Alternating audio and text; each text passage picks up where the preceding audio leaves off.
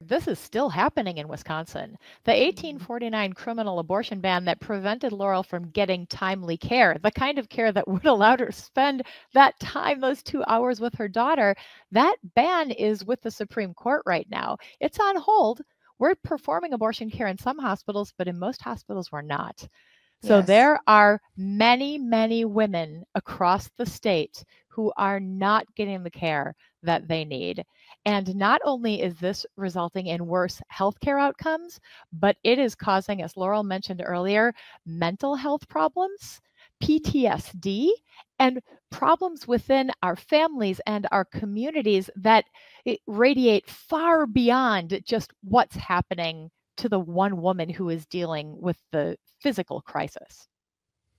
It's so infuriating. It's just infuriating. And I think it's really important that people, when we go to the polls on April 1st to vote for a Supreme Court justice, which of the two people who are running for Supreme Court are going to protect women? There's one candidate who will, the other one, not so much. Well, let's be clear. I mean, Brad Schimmel has been very outspoken about his support for the 1849 criminal Yes. abortion ban. I mean, and repeatedly he has voiced support for it. He was part of the effort to bring down Roe. And it's not just abortion, it is healthcare in general. He was the guy, as the Attorney General, who led the charge to dismantle the Affordable Care Act. This guy doesn't want you to get healthcare at all. Right now, though, we are joined by Dr. Kristin Lyerly. She is our Chief Morale Officer here at Civic Media. And we're going to talk about something tragically that's very serious and is having ramifications around the country since Roe was overturned. This is from an article in ProPublica, and the headline reads Texas banned abortion, then sepsis rates soared. Pregnancy got far more dangerous in Texas after the state banned abortion in 2021. The rate of sepsis shot up more than 50% for women hospitalized when they lost a pregnancy in the second trimester. Dr. Lyerly, explain to us, first of all, what is sepsis? Sepsis is an infection that's very serious and difficult to treat. And it can cause lifelong injury, it can cause organ damage, and it can cause death. And for that reason, when someone's water breaks early in pregnancy, before viability, before the fetus can survive, the general guidelines, based on evidence and experience, are that we offer our patients a broad number of options, but one of them is termination of pregnancy. And the goal is to save the woman's life. But what we've seen in Texas, and remember, Texas is the canary in the coal mine Yep. because they had abortion laws before Roe fell. So what we see in Texas is what we expect to see in other places. And what we're seeing in Texas is that when this happens to women, doctors are not able to offer them this option. They have to wait until the fetal heart stops beating or until the woman starts to show signs that she's becoming critically ill. And that is, from a physician's perspective, from a human perspective, that is unbelievable, unforgivable. Only women would be treated this way. I'm sorry, but only women would be treated with this attitude of, I don't know, you're not close enough to death yet, so we can't treat you. You need to be closer to death before we can give you the life-saving treatment that you need. A man would never be in this position, in whether or not it's reproductively involved or not. This would never happen to a I man. can't I can't think of a situation where a man would be involved. And this is so striking and it's so devastating. You may have heard of the story of Amanda Zarowski. Hmm. Amanda is a woman from Texas, from Austin, who this happened to her. And she had a desired pregnancy, a deeply desired pregnancy that she lost, and she almost died as a result of that. She's been very outspoken. She's actually one of Time Magazine's Women of the Year. She's coming to Wisconsin to tell her story Wow. actually in March, yeah, in the middle of next month. But here in Wisconsin, there are plenty of these stories. And I have the honor as a physician and an advocate of getting to know some of these women. I've treated many women who have been in this situation, and some of these women are so courageous to step up and share their stories. One of them is with us today. Her name is Laurel. She's from southeastern Wisconsin. Laurel, tell us about what happened to you and how you've been able to cope with it. Great. Well, first of all, I just want to say hi, everybody. Thank you for having me. Thank you It's for really joining us, wonderful. Thank you for It's Laurel. joining really us. wonderful to be with you. I'm a little nervous, but I'm here and You're I'm just happy to talking to be here. us. You're just talking to us. It's all good. Okay. So, yeah. So, as you alluded to, I am one of those women. In the fall of 2022, I became pregnant, and in the first trimester of that pregnancy, I was diagnosed with a blood clot in my uterus that caused me to bleed vaginally for weeks. And initially, with that diagnosis, doctors were confident that the blood clot would actually end up resolving itself eventually. But unfortunately, that didn't end up happening, and something really bad ended up happening because around between week 20 and 21, the blood clot caused my water to break too soon. It caused it to break early. And then it also caused something called a placental abruption. And for those who don't know what that is, it's when the placenta tears away from the wall of the uterus. And this can be a life threatening condition. So my doctors basically told me that my labor needed to be induced in order for my life to be saved. Um, and at that time, and that is considered to be an abortion. Right. And at that time, the law in Wisconsin stated, well, basically, we were at the time under a near total abortion ban. But the law did state that in the case of the life of the mother, when the life of the mother is threatened, an abortion is warranted. But there were hurdles, legal hurdles that I and we had to jump through first. For example, in order for me to receive the care I needed and for my labor to be induced, I had to undergo two different evaluations. So I had to be evaluated by a doctor initially, and they had to confirm my condition, and I had to have an ultrasound. And then my condition had to be confirmed by a second doctor with a second ultrasound, and confirmed again.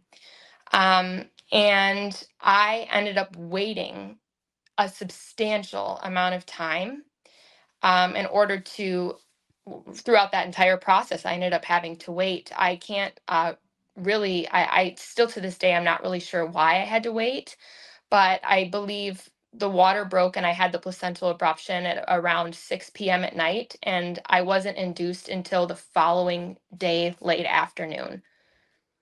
So I had to sit there and I was bleeding. And as Kristen and I have talked extensively about this. And as I've told her, I had already been bleeding for weeks because I had been bleeding vaginally.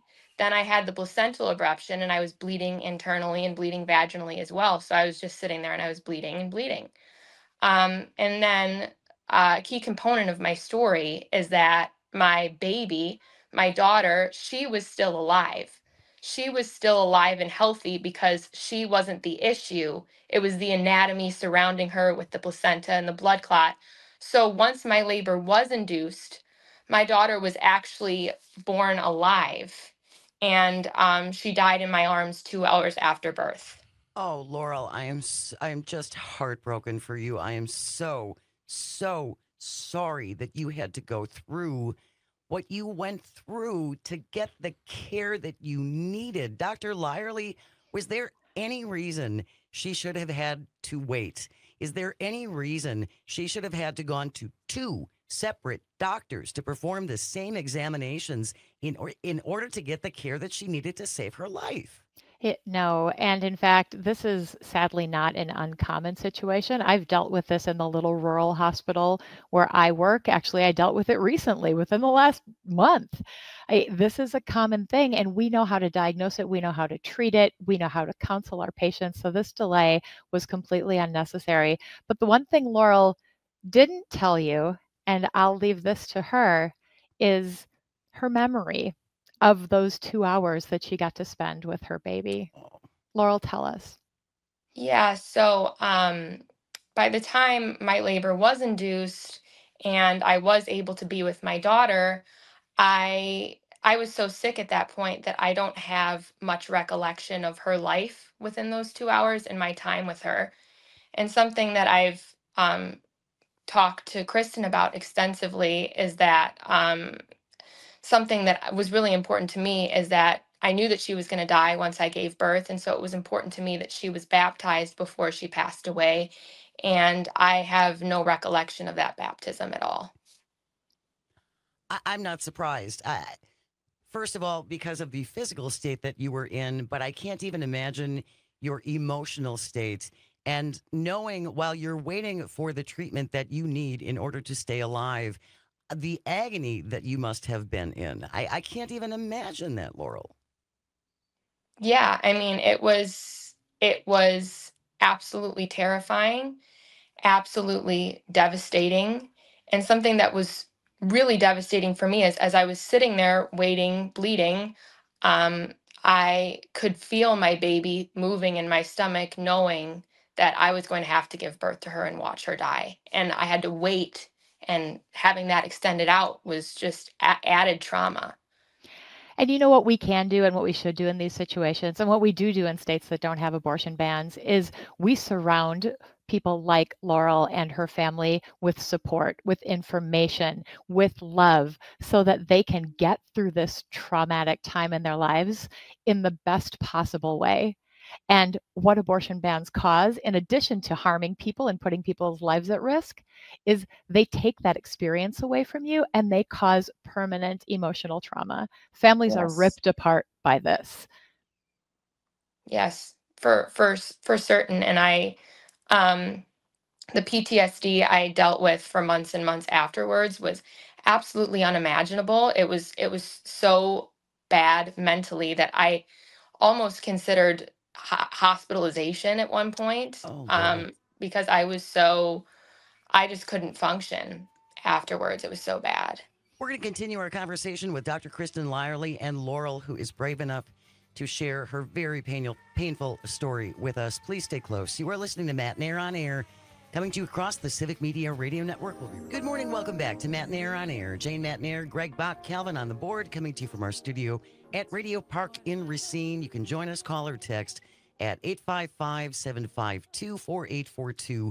Leave a comment if you're watching on the live stream on Facebook, YouTube, and what used to be Twitter. Dr. Kristin Lyerly is our guest, along with Laurel, who has been, and I think you're so brave, Laurel, to come out and Thank talk you. about your experience, because I can only imagine some of the blowback and the hatred you're getting from folks.